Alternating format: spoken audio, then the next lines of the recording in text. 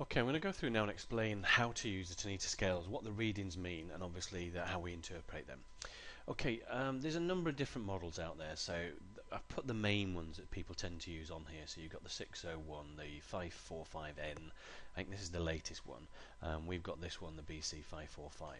Now, if you go onto the retail training site and click on the link Tools for the Job, we found that the cheapest is to be able to purchase these scales. So the scales are actually on there. So you just follow that through, click on the link, and it'll take you to the one that you want to go to. Okay, so why do we actually want to use the biometrics for clients? Well, to be honest with you, the first thing that happens is it really impresses any potential clients to come and see you in the first place.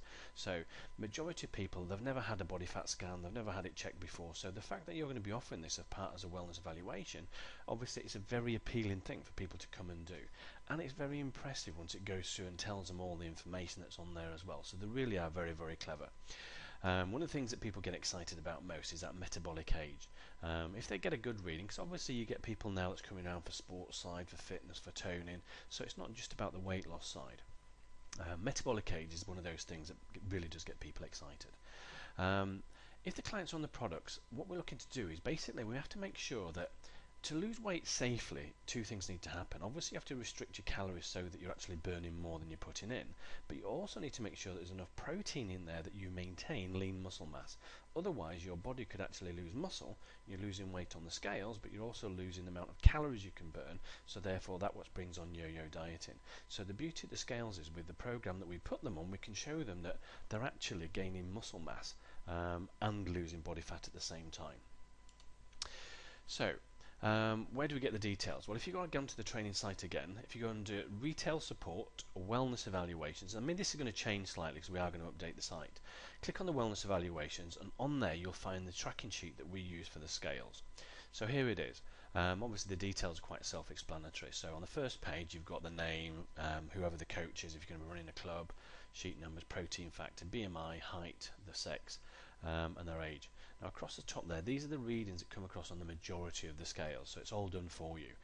We talk about a 12-week challenge, so we're going to go through now and actually the different 12 weeks that we have on there. So day 1 we've got week 1, body fat, weight, resting metabolic rate, metabolic age, and I'll explain a bit more about these in a second. The body water, visceral fat, bone mass, muscle mass and body type. And down the bottom there we've got the chart to put the measurements in. So the start, wherever they are, and these are the main ones that we need, is chest, bust, waist, hips, and then we can track it. Now the second part, the back part of this sheet, is these are the results on it. So these are what the Tanita scale readings mean. So the ideal thing to do really is to get this printed off, laminate it so you have the information there for when people have done the charts. And again, it's self-explanatory. I'll go through these in details and I'll refer back to this. So what do the readings mean? Well, the first one obviously is the percentage of body fat. Now this is the overall percentage of the body that is made up of fat. So it's a pretty straightforward reading. The only times you're not going to get a reading is if it's over 50%. The scales don't go to 50. Once they go past that, they'll probably come up with an error reading. Our scale sometimes does it, it will come up at 52, 53, but much past that it won't do, it'll just come up as an error reading. So it gives you a percentage of body fat. Now if you look back on the chart, you can see on there it's broken down. So the older you get, the more body fat they allow. Women are allowed more body fat than men because obviously they have more storage areas and everything else. So let's look at the average woman, 30 to 39. Normal body fat is 23 to 30%. So what you're aiming for is to get everybody in the green line. If they're really into sport and fitness, then they could end up in the yellow. But they definitely should not be in the orange and definitely not in the red. World Health Organization, so when people hit into the red, they are 40% more likely to get diabetes, heart disease or certain cancers. So it really is about longevity and about health. So we want to get everybody back, their body fat down into a nice healthy area. So this is one of the main things we focus on, is the percentage of body fat at the start. Okay, let's look at the next one. Now the weight's obviously pretty simple, it's whatever they weigh. Our scales you can set to pounds, it can be stones and pounds, or it can be kilos. Whatever you want to do, you can set it at that. Now the next one is a resting metabolic rate. Now this will give you a figure, and that figure is basically the amount of calories that that person will burn at rest. And it's all dependent on how much muscle they have. Fat burns no calories. So if you're carrying, take two twins, and one of them has 20 pounds more of fat, but they look identical, so that means the other one has more muscle mass, so therefore they'll be able to burn more calories than the person with the body fat. So the resting metabolic rate is the amount of calories they'll burn at rest without exercise on an average day. And you'll get some clients on here that they might be just 1300 resting metabolic rate. So calorie wise, we don't want to drop below 1200 ever, because that's starvation mode. So it's really hard to try and get a program in for them without Herbalife that they'll be able to hit their target and get the nutrients the body need. Now the metabolic age, this is a great one. It's compared metabolically to the average person. So what they'll do is compare the readings that you have, and it will give you an average age. And for some people it's quite shocking that we've done people that think they're quite fit and they might be 10 or 15 years older than what they thought they were, because it depends how their diet is, and it really is 80% nutrition, 20% exercise. And again, the scales are great at showing this. The next one's hydration. Now hydration is a great one to have, but let me go to the chart. Now it's basically down here on the side. It's saying females is 45 to 60 and males is 50 to 65%. Now if it's for weight loss and you get somebody on the scales, and you might find that they only come up at 38% as a female, and they think, oh my god, I'm so dehydrated, and they go and drink loads of water, they come back and it hasn't gone up much. Now the reason why it hasn't gone up is actually your fat does not contain a great deal of water. So when the body's doing its scans, it knows what's muscle, because muscle has more fluid in it and more water in it on the biometrics. So if somebody has a lot of weight to carry, excess fat, they're never going to be able to get their ideal hydration levels. So don't worry too much on the hydration. Whatever it is, just try and notice that it's starting to go up a little bit as you get them to drink more water, and they need to be losing body fat for that to go up as well as a percentage. So it's more of an indicator. Don't focus on the hydration levels. It's not about trying to get perfect hydration. If somebody's on a sports mode or quite athletic and they've got their body fat to normal levels, then they should be able to hit their target hydration levels. But for everybody else, if they've got too much body fat, they're never going to hit their target hydration levels. So don't worry too much about it. Use it as an indicator. Okay, the next one. Visceral fat. Now this is probably one of the most important readings on here, because you've got two kinds of fat. You've got subcutaneous fat. That's the fat between your skin and your muscles. You can see that defines your shape. So if somebody's really overweight and you can see it wobbling around, you can see that fat. But the difference with visceral fat is, we used to do a lot of the commandos, and they had quite high visceral fat because they were carb loading for the energy and not getting enough protein in. So they were storing it internally where you can't see it, and it's around the organs. So this is why some people that are really overweight, they're out of breath. It's not just carrying the weight, it's because that physically takes up space for their lungs. So now the lungs have got reduced capacity, and the heart's having to work twice as hard to pump the blood round. So visceral fat's very, very important. Now when we go back to the chart, it shows you on the figures, it got ratings of 1 to 12. So basically an ideal thing is between 1 to 6 is perfect. Anything above that, from 6 to 12, is good. But if you go above 12, then the visceral fat's too high and it's something that needs to be reduced.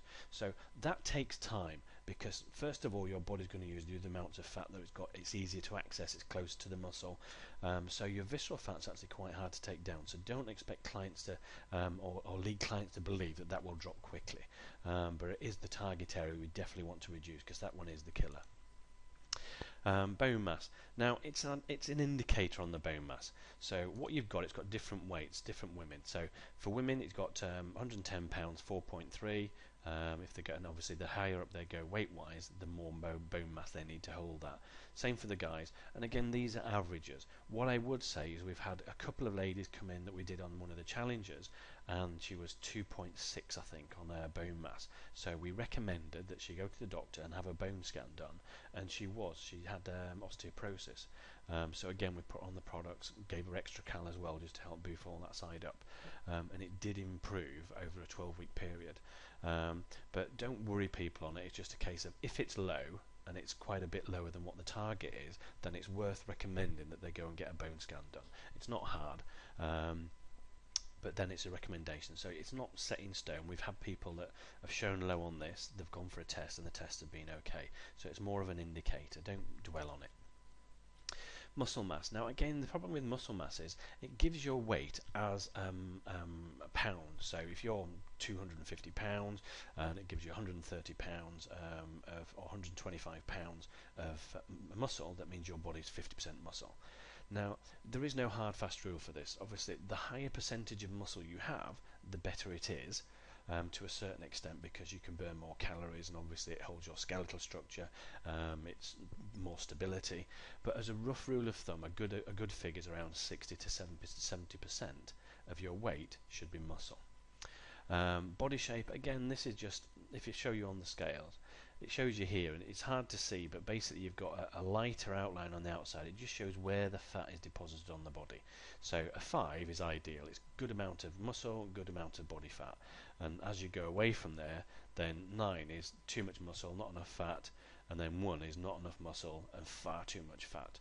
So again, that's more of a kind of indicator thing that it does. Again, I wouldn't dwell on that. It's not important really. The main ones is basically going to be the percentage of body fat, visceral fat, and obviously then looking at the amount of muscle that they've got. So that goes through and explains what you're going to get from the readings. Some of the ones you've got a sports mode, some of them you can break it down to do left leg, right leg, but again, I'm not going to do in too much detail to that. That gives you an idea of what the scales are going to do. Now, here's an example of one of the guys that we had in one of our weight loss challenges. So I'm going to show you what happens. So started off with 32% body fat, 287 pounds, resting metabolic rates 2,279 calories, metabolic age 64, water 44, visceral 16, bone mass 8.1, and 136 muscle. By the first week, after 1 week, it dropped 1% body fat, only 2 pounds in weight, resting metabolic rate went up, metabolic age came down, but he gained 2.5 pounds of muscle. So really, he'd lost 4 pounds of fat, because 1% of body fat, the muscle's gone up by 2 pounds, but his weight's still come down by 2 pounds. So realistically, he's lost 4 pounds of fat, and that's the beauty of the scales. That's what makes these scales so special when you're working with clients, especially for weight loss, that they can see they're either maintaining their muscle or increasing their muscle mass. Now, the next one I want to show you, it's obviously gradually going down, but where is it? Here. On week 4, his body fat's gone down again 2%. Now his weight's dropped 4 pounds, but his metabolic age went, no, where are we? Sorry, this one. Week 5. Body fat's 28%, so it's gone back up 2%, yet he's dropped 6 pounds in weight. Metabolic rate's gone down because he's got a less percentage of muscle. His metabolic age shot up again to 59. His visceral fat went back up to 15, and his muscle mass went down to 136. Now, everybody then would start panicking. Oh my God, what's happening now? I'm really off track. Now, I know that because he worked with the police, he'd had a week out on the streets, and it was unusually warm. He couldn't get the water because he was on the beach, so they've got to go to the toilet, and he was completely dehydrated. And he'd just done a 12-hour shift before he turned up for his weigh-in, and he said, I've not had my water this week, I've been really bad. So look at his hydration. His hydration's dropped from 48 the week before down to 44. So that's what throws the reading out. So that's where hydration comes in handy. If you can see it, that suddenly hydration's dropped and the figures go up and they don't understand it, that's why. He had a really bad week, he knew it, and he pointed it out. So I just wanted to point that out, so that sometimes you will get this happening, where the water hydration drops and then the other readings will go up slightly, because it's all to do with the amount of water that's in the body and how it calculates everything for the biometrics.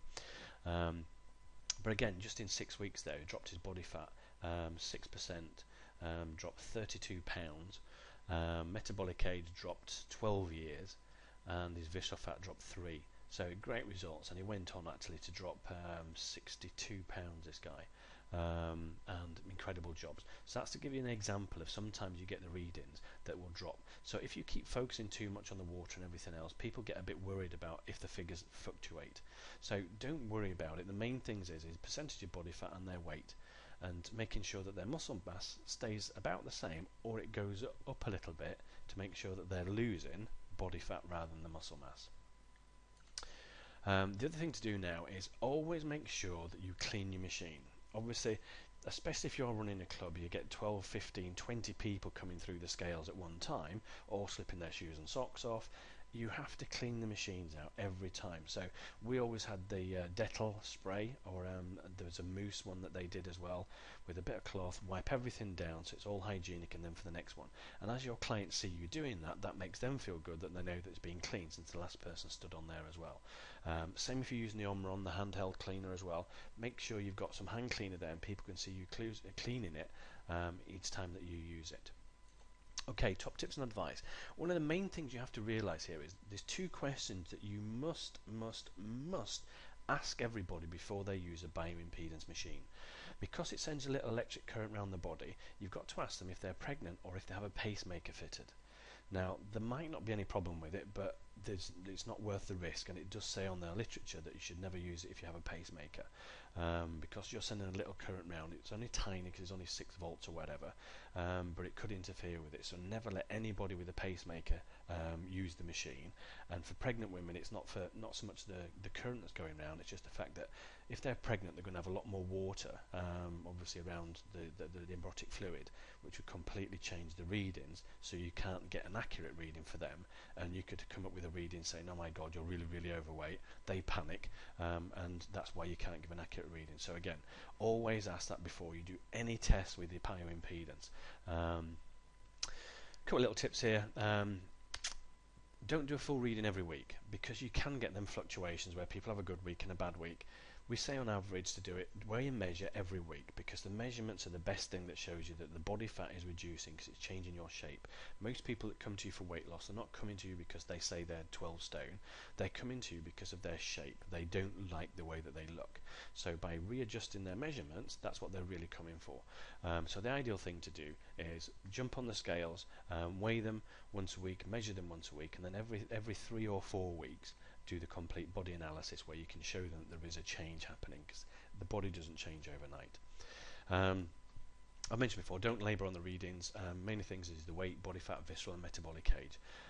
They're the important ones. Don't do one of these readings without a wellness evaluation. Really, honestly, you need to learn how to do a wellness evaluation, because in all the years that we've been doing this, I've never had somebody come round to go on the scales without giving them a wellness evaluation. And out of all the ones I've done, I would say less than 5% didn't buy a program by having a wellness evaluation with the scales.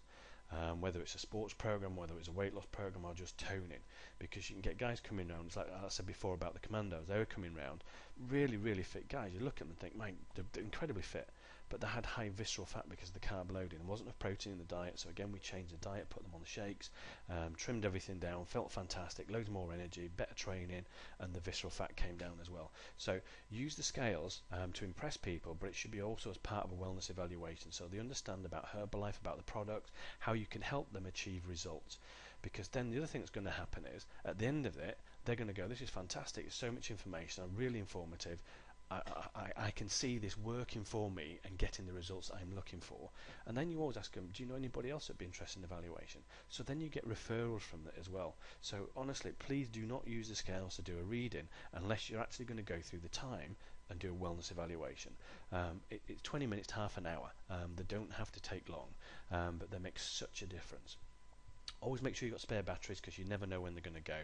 And I did mention this before. Print off the second page of the Tanita readings so that you've got that on a bit of laminated sheet, so you can show people what their readings is and go through them with them. So that's how to do the scales. Have fun with the scales. They really are incredible. It made a massive difference to our business on the professional outlook that we give when people came to see us for an evaluation. So have fun with that. Take care.